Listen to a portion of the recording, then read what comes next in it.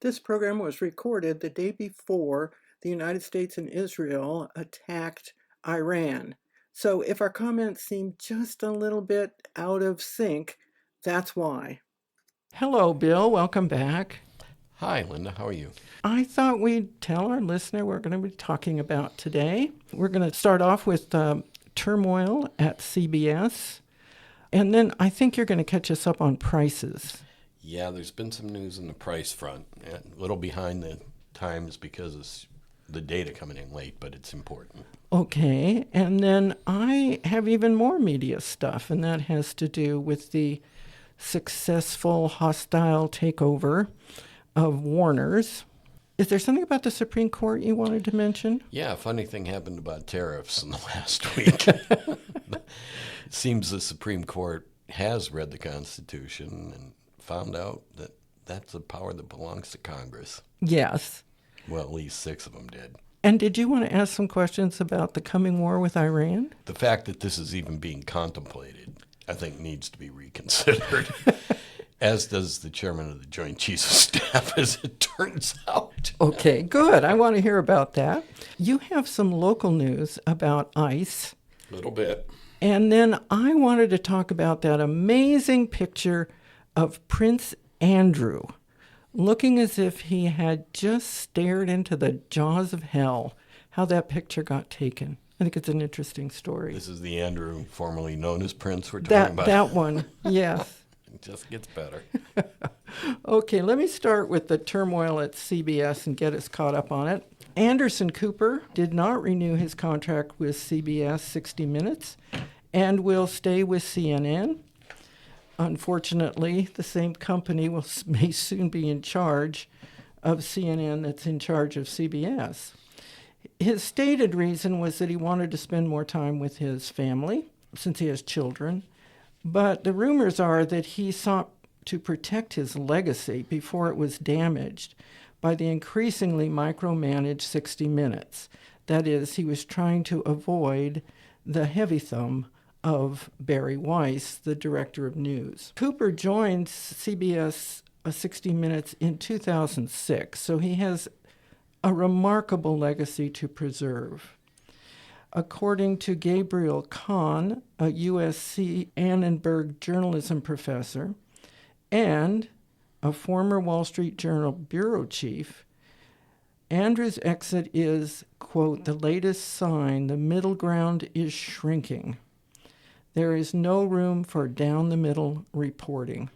That was her being quoted in the Financial Times online. And I just wanted to remind everybody that in December, Barry Weiss pulled a 60-minute report titled Inside CCOT on the deportation of Venezuelan migrants to El Salvador's prison and the very harsh conditions there. It was ultimately aired in January after some commentary was added from administration officials, but it caused a huge kerfuffle at the time. Clearly, Barry Weiss is bending her knee to the administration. There's no question about it. He decided not to renew his contract. It was a matter of his integrity, I think, in his mind.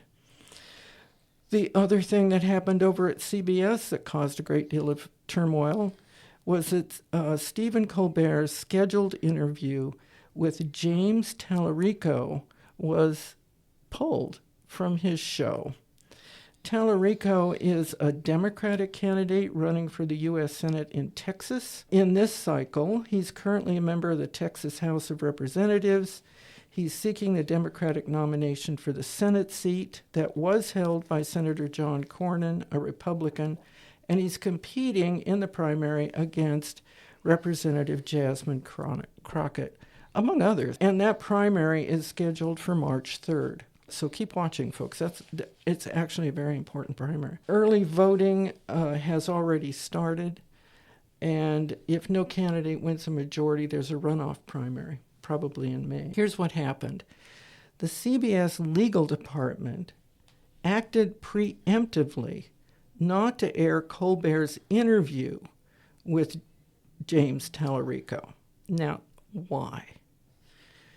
This was a direct response to FCC Chair James Carr, who in January warned broadcasters, remember we're talking about broadcasters here, that candidate appearances on certain entertainment or talk programs could create equal time obligations, even though since the 1990s, such interviews on entertainment programs have been classified as bona fide news interviews and therefore exempt from the equal time provision. Carr made public statements to the effect that he was going to be very aggressive in revising these exemptions and or in reviewing complaints from the public. Most people do not fully understand these equal time provisions, I might add, for very good reason. Clarity is not their hallmark? Well, it's a very confused history, actually. Yes. Okay, Section 315 states, and this is in the FCC rules, a legally qualified candidate for public office is given airtime on a broadcast station. If that happens, then the station must provide equal opportunities to other legally qualified candidates for the same office if they request it. Now, that if they request it is a provision that somebody has to ask for it, or they're not obliged to reach out to that person. Exemptions from equal time rules are bona fide newscasts, interviews, documentaries, and on-the-spot coverage of bona fide events. I think they like that word, bona fide. It's one of these cases where I doubt they know when it begins. Yeah, that's right. I think they ran out of the knowledge long before they stopped using it. I agree with you. In 1991, the FCC ruled that the program does not need to have a traditional hard news format if it exercises journalistic discretion in choosing guests. And by journalistic discretion here, I think they mean bona fide candidates. And the program is not controlled by a political party or by any candidate. Under this provision, a late-night format such as The Colbert Show qualifies as a bona fide news interview. The interview was not aired because these lawyers got all goofy, but it was aired on Colbert's YouTube channel. So it avoided these requirements that limit broadcast. Now, what do you think happened next? Everybody watched you. Everybody watched it. The YouTube interview gained over 7 million viewers with additional millions on other social media platforms. And this is well in excess of the viewership for other Colbert interviews, which might receive up to 1 million viewers for really major celebrity guest clips. So now this candidate needs to send a thank you letter to CBS. Totally. And then CBS got all weasel words in its explanation and said, well, we really didn't tell him he had to pull the interview. We just meant it just might create this equal opportunities problem. Jasmine Crockett is running against Telesco, and she's ahead in the polls, and he's already interviewed her. And that's part of what he said. He said, I know I can interview other people. He really did a great job. If you missed his disgust with the letter that he got from legal, which he read. He read on the air. Of course he did. It was really, masterful, but he was also quite angry. But in the end, the CBS looked kind of stupid. Again, and once again, bending their knee to who? Trump and his minions. Yeah. So we'll talk more about the media after we get straight on prices, which is so confusing. Well, this is a different kind of price conversation. This is about wholesale prices. All right, the producer price index for January came up, and it's up 0.5%. Okay, And this is about wholesale prices. We only got this information recently because of lapses in federal funding, but this indicates that prices will increase for consumers in the near future. Do you mean lapses in federal funding for the people who do the statistics? Yes. Those guys. Okay, Yeah. gotcha. So now, again, the news here is a little bit confusing. The core wholesale prices, and we've talked about the difference between the consumer price index and the core price index. There is one for wholesale as well, and that's one that takes volatile food, energy, and trade-related costs out. And the inflation rate, of course, was much lower. Yes. Because it didn't include trade-related costs. Right? Oh, okay. Okay, so on the whole, this isn't terrible news, but the wholesale prices reflect the costs of companies pay for supplies and products they intend to sell directly to consumers. When these prices change, it usually affects the rate of inflation going forward. Ben Ayers of Nationwide, in a research note to their clients, said, given still buoyant core inflation and the recent firming of job gains, we expect the Fed to remain on pause during its upcoming March meeting. So that's probably going to make Donald Trump really happy. You mean they're not going to change They're not going to lower interest rates the here. overnight lending rate? Okay. Much of this wholesale cost increase is coming from higher service costs and, of course, tariffs. The higher service cost, of course, reflects the problems in the medical care industry and service industries as prices are going up for those services because there are fewer and fewer people to do them. The price information on the economy is not good, but not awful. But there is inflation coming down the pipe. We'll see how much. The February numbers probably come out sometime in August, and then we can do the evaluation. Inflation isn't coming down significantly. Is that what we can gather? Right. It's not approaching the 2% that is the target for the Fed.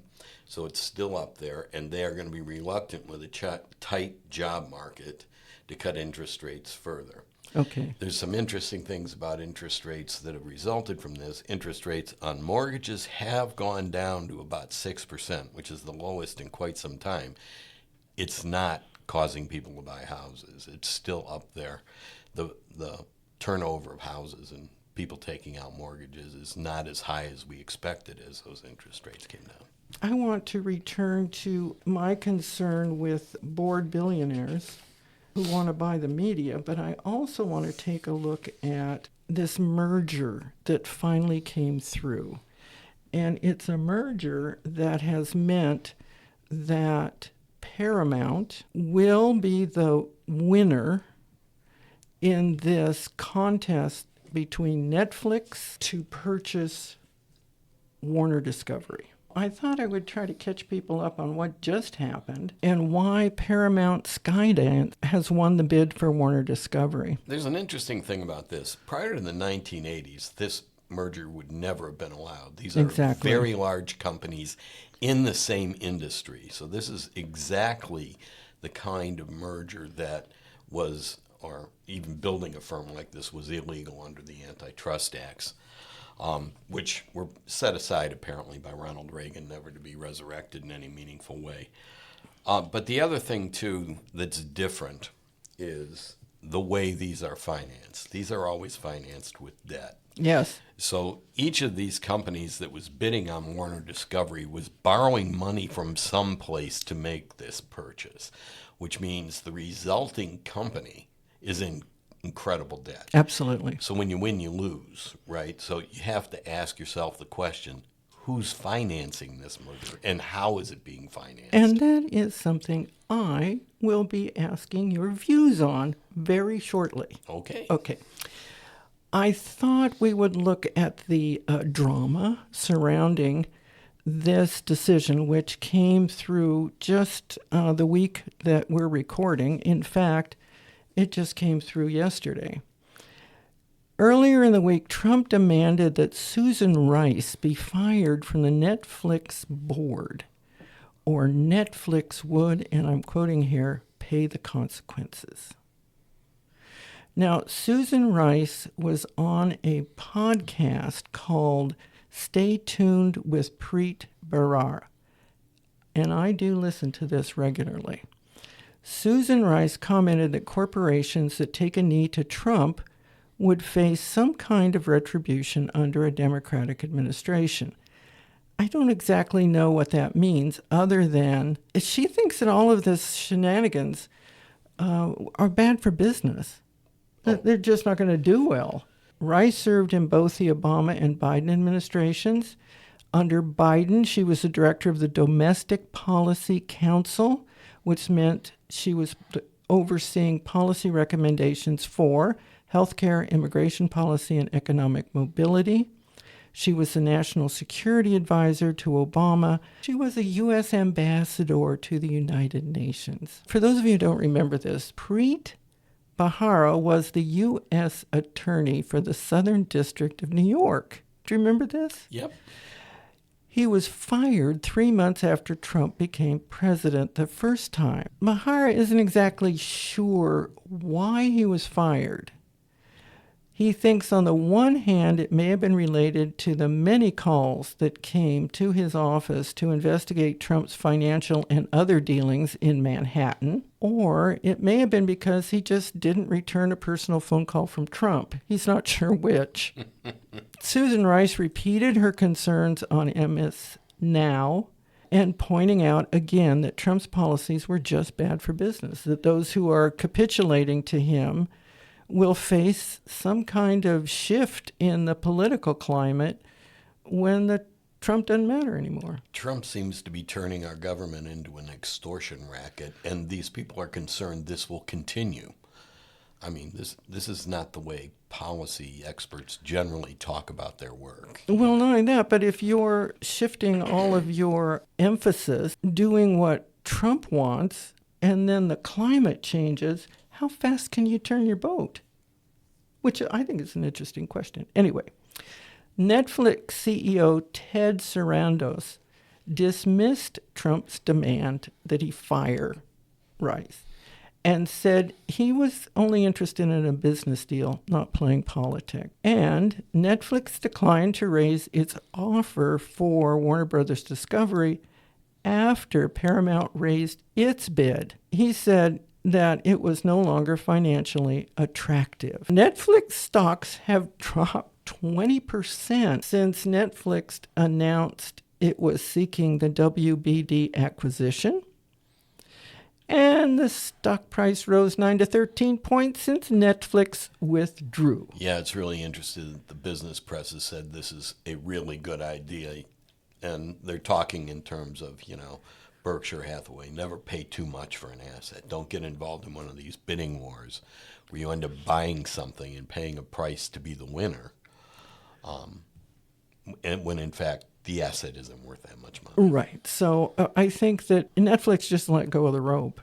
Yeah. And I think it was a wise decision. But here's my question. The $111 billion bid is backed by Larry Ellison, I think the second wealthiest man on the planet, and foreign sovereign funds. All the sovereign funds are from the Middle East, Saudi Arabia, Qatar, and Abu Dhabi. Now, sovereign funds are the money of the government. They're taking the government's money and investing it in this private venture. This is not the board of directors of a bank you have to worry about here. This is Saudi Arabia's government. Right. Okay. The people with the oil and the airplanes? Yes. Now, keep that in mind. The Department of Justice had 30 days to review these acquisition offers on antitrust ground. They didn't say a word. But Attorney General Bonta of California said, and I quote, "Further consolidation in markets that are central to American economic life does not serve our economy, consumers, or competition well. In fact, consolidation of markets has led to increased unaffordability, a loss of good-paying job opportunities, and fewer choices for consumers. The film and entertainment industry in California not only has historical importance to our state, it is a critical sector that buoys the state's economy of California and touches the lives of Americans daily. The proposed Warner Brothers transactions must receive a full and robust review, and California is taking a very close look. We are committed to fighting market consolidation that we find unlawful. Yeah. There's another interesting aspect here. The three largest earners of foreign dollars or foreign money in the United States are in order: higher education, airplanes, and entertainment. Mm-hmm. So this is one of our big earners of foreign currency. Right. So this actually will be putting a large part of this industry into the hands of people outside the United States who can exert significant control by whether they buy and sell their portion of this company. Senators Elizabeth Warren and Blumenthal have written to Treasury Secretary Scott Bessent, a man who never appears without a smirk on his face, urging a review of the possible national security issue by the Committee on Foreign Investments in the United States, a committee I had never heard of. The CFIUS is an interagency review committee that reviews certain foreign investments to determine whether they pose a threat to national security. The committee is under the aegis of the Treasury Secretary, and when necessary makes recommendations to the President. So don't hold your breath on that review. The combined agencies include the Department of Defense, Justice, Homeland Security, Commerce, State, Energy, the offices of the U.S. Trade Representative, and Science and Technology Policy. In other words, the worthy cabinet secretaries in this agency are Hegseth, Bondi, Nome, Lutnick, who lied about his connections with Epstein, and Rubio, not to mention Bessent himself. Okay, that review ended quickly. Well, at least they sent them a letter saying, could you do this? Clearly, there's some questions to be asked about these sovereign funds that are involved in this major acquisition. Yes, this is when a country decides to make an investment for development purposes. So that's the usual use of sovereign funds. But it does indebt the people in that country.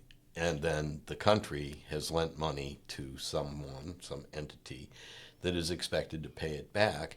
And as the holder of that debt, that gives those countries the right to have some say in how these are operated. So that could be very influential in what programs get aired, what programs get made, where they get shown. There's a whole lot of decisions that these companies are going to make that could affect not only the American public, but what other people in the world are. Yes, and it's not just cultural production. The package includes CNN. Mm.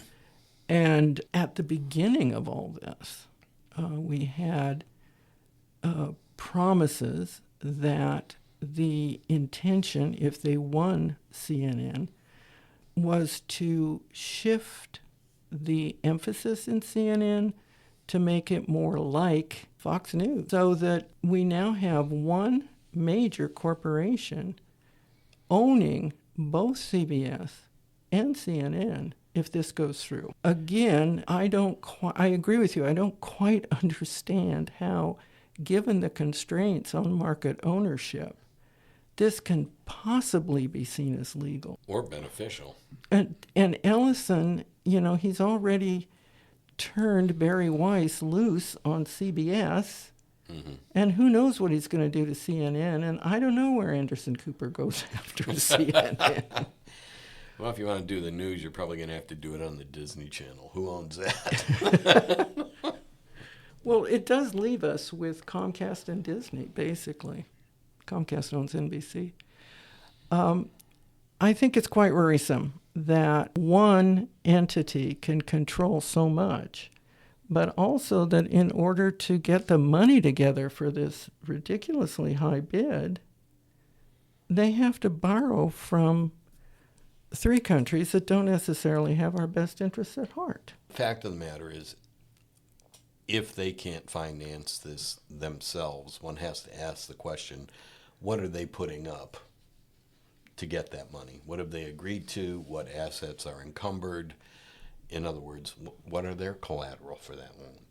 Or is it in many cases, I would suspect it's just influence, the ability to influence the activities of these companies. Well, certainly, but given that it's Ellison, AI also has to be taken into account here. So yet another pillar of democracy falls.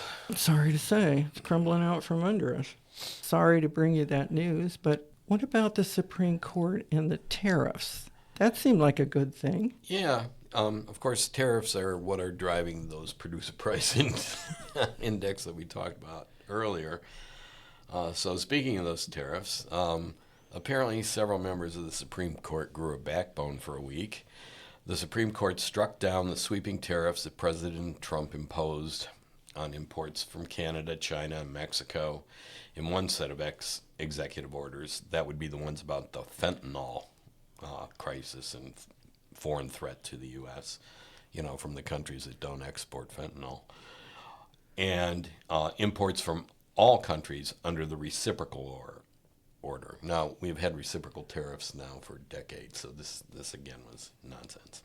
By a vote of 6-3, the justices ruled that the tariffs exceed the powers given to the president by Congress under the International Emergency Economic Powers Act, IEEPA, for short. It's a 1977 law that allows the executive to regulate commerce during national emergencies created by foreign threats, like issuing script during World War II or something like that. But it wasn't specifically about tariffs. It never mentions the word tariff. And neither are taxes mentioned, which tariffs are taxes. The court's decision rests on the fact that the Constitution gives taxing power, including tariff power, to Congress and not to the president. Therefore, any presidential imposition of tariffs depends on an act of Congress delegating tariff authority to the executive branch. The question before the court was whether this act allowed for that, and Chief Justice John Roberts, writing for the majority, said the answer was no. I quote, "Our task today is to decide only whether the power to regulate importation as granted to the President and IEEPA embraces the power to impose tariffs. It does not. This piece of legislation contains no reference to tariffs or duties. The government points to no statute in which Congress used the word, ever, regulate to authorize taxation. And until now, no president has read the act to confer such a power." And interestingly, three of the originalists on the court voted against this decision. Oh, boy. Okay, so where does this leave us? This is actually kind of a really interesting question, okay? From a legal and political perspective, the decision is of great significance because it reaffirms the separation of powers between the legislative and executive branch and holds up the basic right of Congress under Article 1 of the Constitution, that's that little book he hasn't read yet, to impose taxes, tariffs, and regulate foreign commerce. Yeah, in fact, I think it was Gorsuch who said very clearly that the Constitution gives Congress the power to take money out of our pockets, not the president. Okay. Well said, I thought. Yeah, this is a good decision for Congress, obviously, and for the Constitution, and for that matter, the rule of law. The interesting thing about this is that the court took this to a full decision, and they issued an opinion with a decision. So they actually ruled on the merits of the case. Yeah. This is done. This will not be revisited anytime soon. And it isn't a procedural ruling, and it's not on the shadow docket where they just rule and they don't tell you why. So this does not affect in any way tariffs under some other acts. There are other major trade statutes that do allow the president. Section 232 allows him to do so for national security reasons. Section 301, trade agreement violations or unreasonable or discriminatory practices that burden U.S. commerce. Section 201 is safeguards or anti-dumping and countervailing duty laws. Is when somebody does something to us directly like we're doing to them now, they're allowed to respond, so are we.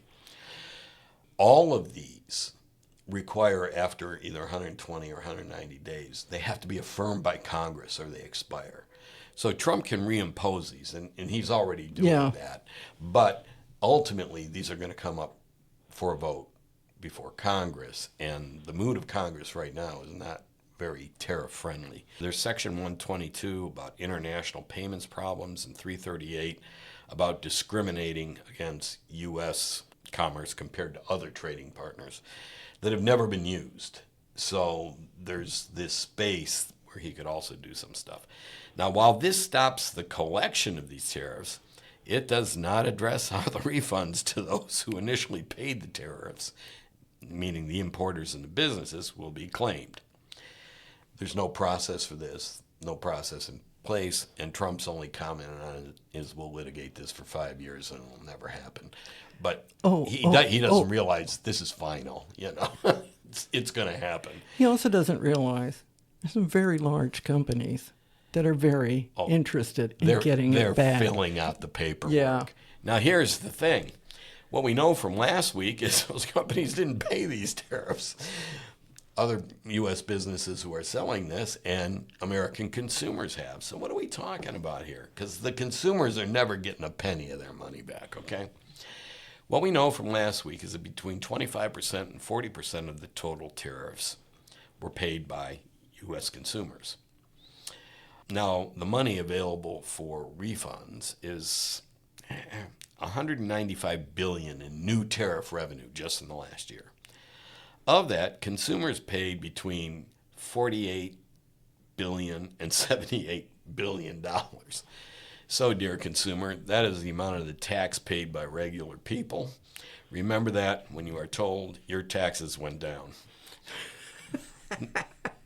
Now, it's hard to make sense of all this because Trump doesn't understand trade and tariffs. He doesn't want to, because for Trump, reality is whatever Trump thinks it is. There are two things that he confuses. One's the balance of trade, and that's the difference in monetary value between the stuff we export and what we import in goods and services over a specific period.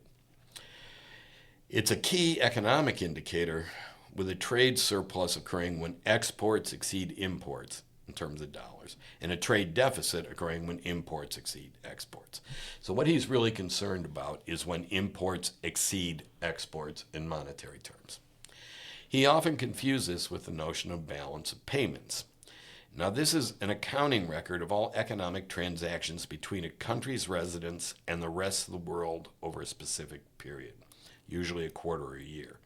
Now, here is the difference. It tracks the inflow and outflow of money covering goods, services, and investments. Oh, okay. These are related, but they're not the same. The first, the balance of trade, is about the value of imports and exports of goods and services. Okay. The latter, the balance of payments, is about money flowing in and out for all purposes, including goods, services, and investments. Notice the last item, investments. Trump talks about these things interchangeably. His threat of tariffs raised imports before they were implemented as companies that used or sold foreign goods stockpiled them. This temporarily increased both the trade deficit, the goods and services purchased, and the balance of payments deficit because money changed hands. Once the tariffs were in place, both went down. Okay. So when he's talking about these things going down, they're going down from where he pushed them up to. I gotcha. Okay. But they are down. Okay. This temporarily increased them both. Once the tariffs were in place, both went down. And when the inventory of these goods ran out, imports resumed, and importers, businesses, and ultimately consumers paid for these tariffs and also began paying the higher price for goods that substituted for the foreign goods, or they simply did not spend money at all. The turmoil by the tariffs themselves, which undermined the entire existing global order, and then by Trump's incessant lowering and raising of the tariffs for all kinds of idiotic reasons, created chaos, what economists call uncertainty, which in turn lowered investment and employment in the United States. Put simply, contrary to the liar-in-chief's State of the Mental Health address, as evidenced by his incoherent speech and policies during his record-long rant at Congress and the Supreme Court this week, Trump has achieved none of his imagined outcomes for these tariff policies. No matter how many times he insists he has quite simply made a mess. You know, I've thought a lot about this too, because I did not watch, but of course I watched the clips, you know. Just... Yeah, in his notorious weave. Why don't we just call this what it is? Incoherent rambling. Well, it's prefrontal lobe dementia is what it is. But the other thing I've been thinking about, I thought about this a lot with Lyndon Johnson too. I think you're right. Trump believes what he's saying. Now, I know he's a man who can't open his mouth without lying. I'm aware of that. But I really do think he believes that he's made this incredible economy, that we're in a golden age. Well, of course, he is in a golden age. He's making billions of dollars a week off these little enterprises that hit us on the side. But yeah, I mean, when they asked him in advance how he thought he should be graded on the economy, he said, "Oh, A plus, you know, infinite number of pluses." Wall Street Journal just gave up, and then they went and looked at it and went, "Well, you know, not really. You know, they're very mixed results." And when you consider that the Wall Street Journal is not exactly the nation, it's not a left-wing publication.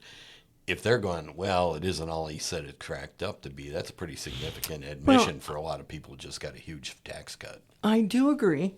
I think he is, though, delusional to the extent that he thinks he's done all these wonderful things, and that means he's not only delusional, but all the people around him are feeding him this stuff that's not true. And he's escalating. We'll talk about that in another segment today, but the direction this goes is really interesting. It's not that he believes something stupid and then says it. He says it, and then he believes it.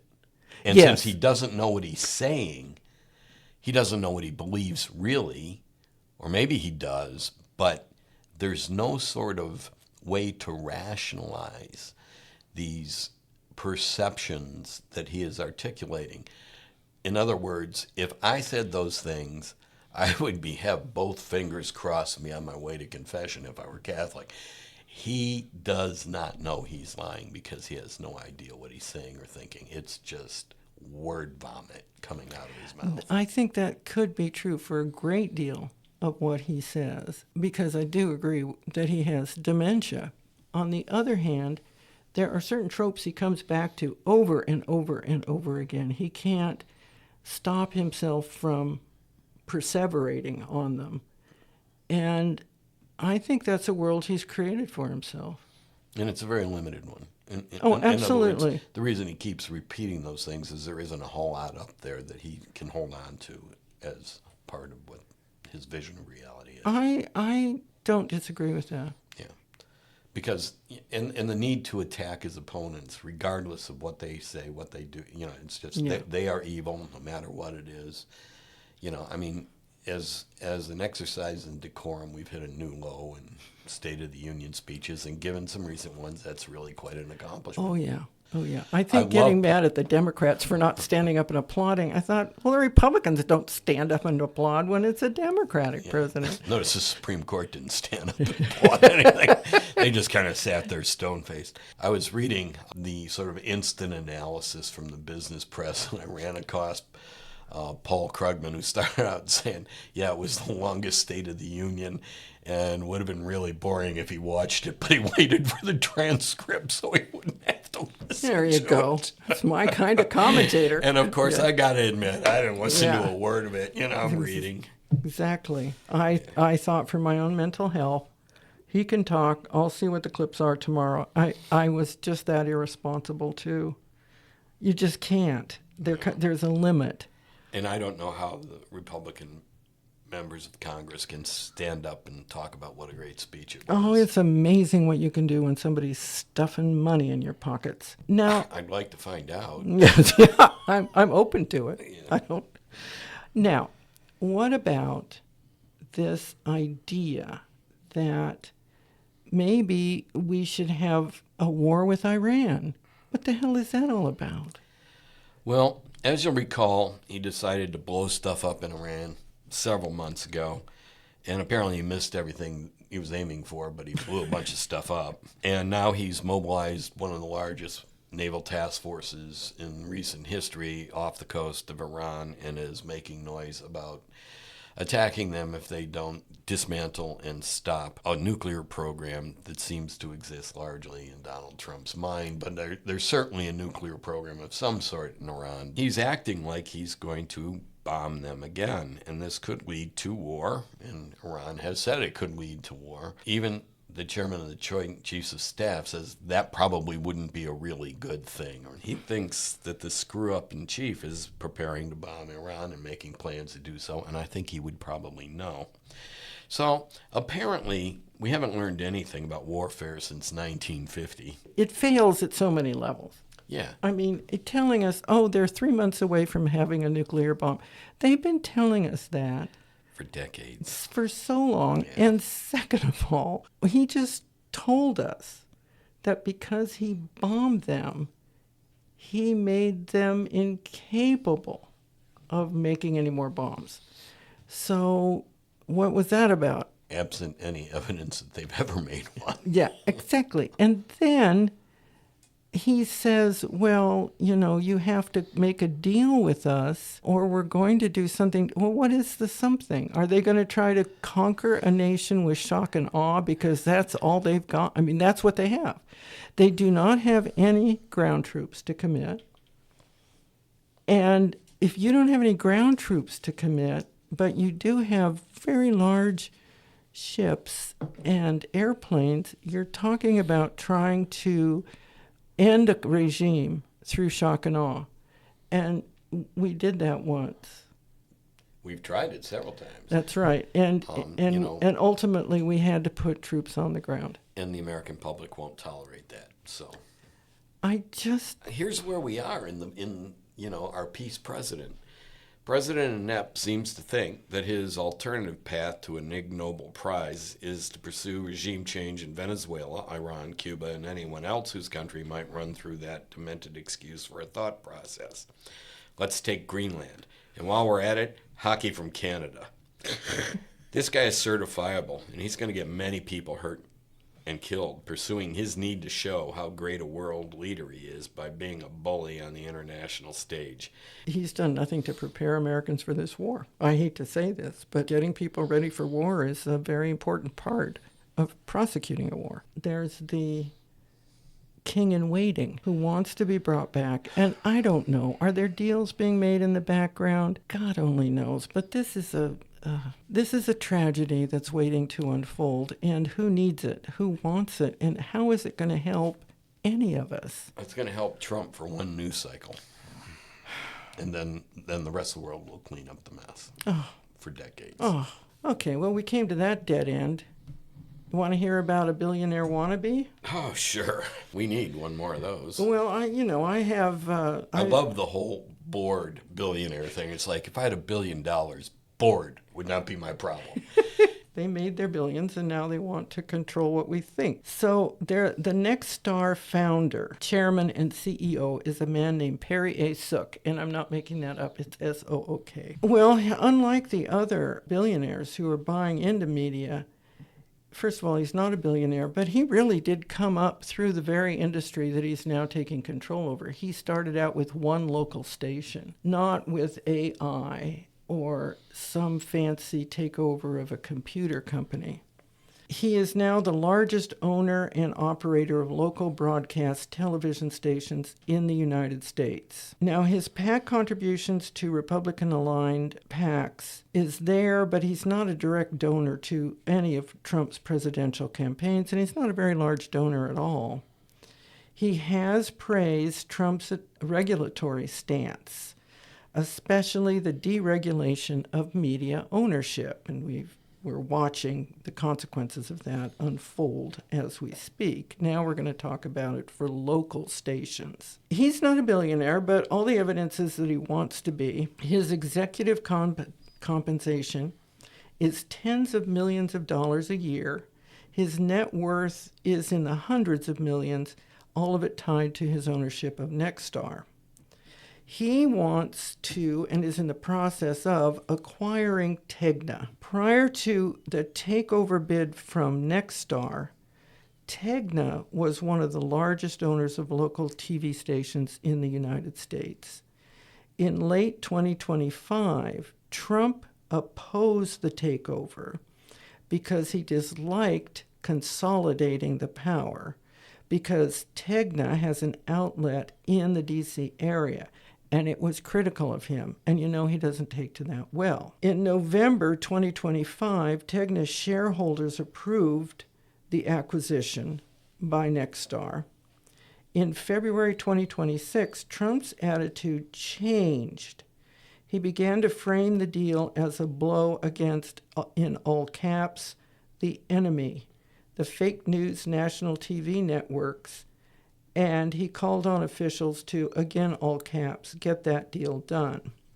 This is in his Truth Social. Nexstar would exceed the current broadcast ownership cap, which limits the coverage that a broadcast ownership can have to 39% of American households. Nexstar seeks waivers or a rule change. The chair of the FCC, our old friend Brendan Carr, approves the acquisition, and this is the really horrible part, says he can change the cap regulation without congressional approval or without a full vote of the FCC board.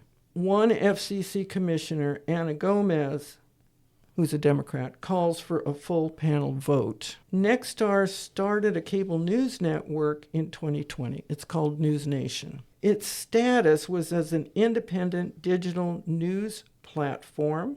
Nexstar's cable news network started in 2020. I've been following an independent digital news platform called Status. It specializes in daily briefings and reporting on the media, Hollywood, and Silicon Valley industries, usually critically. It's really interested in how the quarters of power are manipulated in that sector.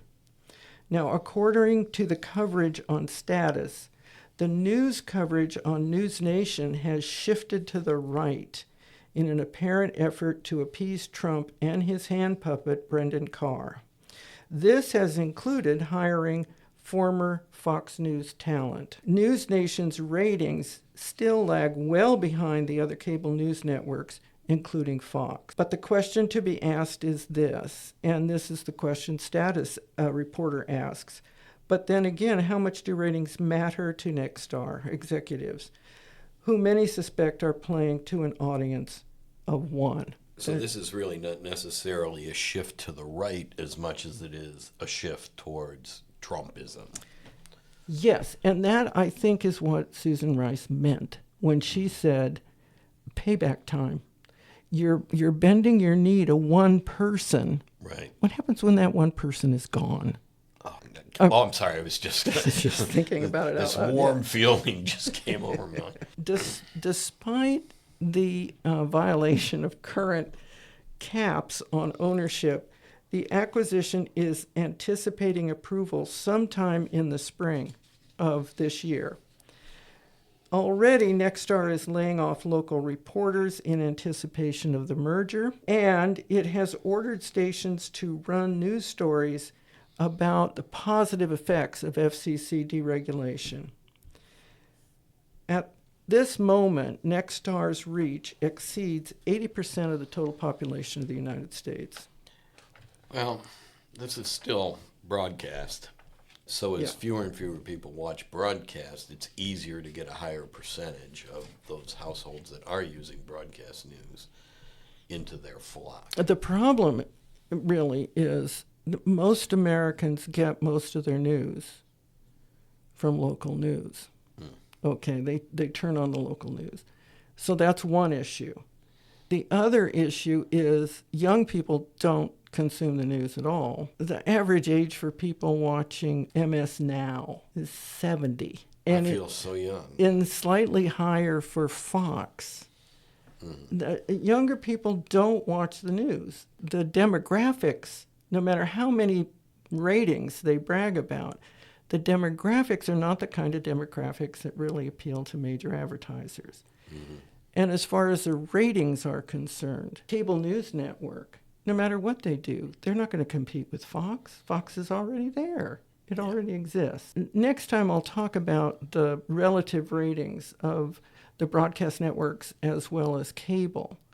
But the reality is that CBS lags far behind. And right now, Nexstar is bleeding money out of its cable station. But as I've said before, they don't care. They don't care. The Ellisons don't care of this world. The Sooks of this world, they don't care. They're losing money. It doesn't matter. Well, as our listener knows, this wonderful podcast originates from the heart of the Finger Lakes, Geneva, New York. Ice has appeared. First of all, it appeared in the form of 2 foot of snow, but then it also arrived in the form of a 4-wheel drive vehicle that was apparently in pursuit of 3 people for some reason or another, which would be hard to guess in all the snow. And they managed to crash into their car. So ice has crashed Geneva, and literally. And the result of that was then there was a foot chase after these 3 people. And then, of course, the Geneva Police Department arrived. Yes. And they noted that a car accident had taken place, Yes. and that the car was disabled. So they had it towed to the police station and pointed out to the ICE agents that they had to come and file police reports associated with the accident, which, as it turns out, seems to have taken the better part of the rest of the day. I see. Now, So was the vehicle towed the ICE vehicle? Okay, so ICE crashed a vehicle we paid for as taxpayers. Yeah, that would be And then they towed that away, and they said, here's the paperwork, my friends. right. Now, the police were very clear that they were not inhibiting the operations of ICE. They were simply treating this in the way they would any other car accident. I see. Was anybody injured in the car accident? Fortunately, no. Okay, good. It has not been reported. 3 people were apprehended by ICE, which, of course, is unfortunate for our little community. We can close with something neutral and not sad. I would like to mention a man you may never have heard of.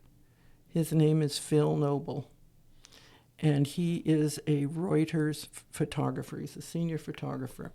Now, that picture that is iconic of the Andrew formerly known as Prince in the back seat of the car, looking as if he's staring into the maw of hell when he was arrested. I'm sure everybody is familiar with it. That picture was taken by the Reuters photographer Phil Noble. And it's an interesting story of how he got it. If you think about the vehicle that Andrew Mountbatten Windsor is in, a vehicle with tinted glass, and trying to get a picture through tinted glass is next to impossible. You would get a picture of yourself taking a picture.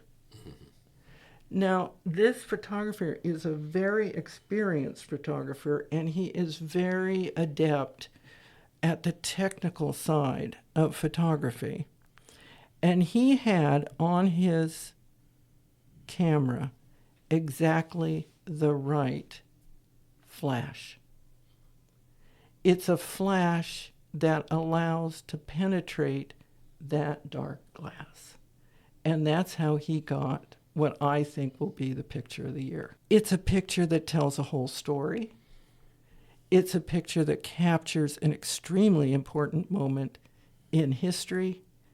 And it's a picture that is so beautifully framed I mean, if you look at it, you see that he has framed it so that Mountbatten Windsor's head is framed by the rest, his headrest, but also you're looking through the people in the front seat, the driver and the person in the passenger. It's how you would have the presence of mind or the detachment or the experience to not only frame it, but to have exactly the right lens and that absolutely perfect flash.